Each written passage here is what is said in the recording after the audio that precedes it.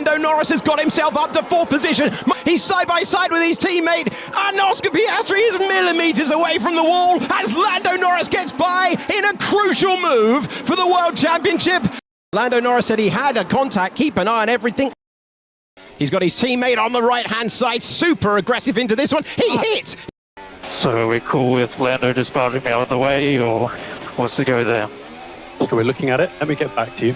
Oh, come on, guys. You know what that is? You know what that is? It's like, well, hold on. McLaren will cross the line in 3rd and 4th. McLaren will retain their crown. They are the Constructors' Champions of 2025. McLaren, World Champions. And we are the World Constructors Championships. We did. We won 2 years running.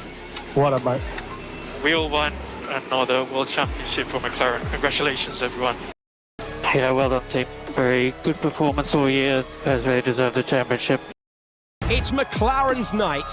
They have won the Constructors' Championship. They've done the double, 2024 and 2025.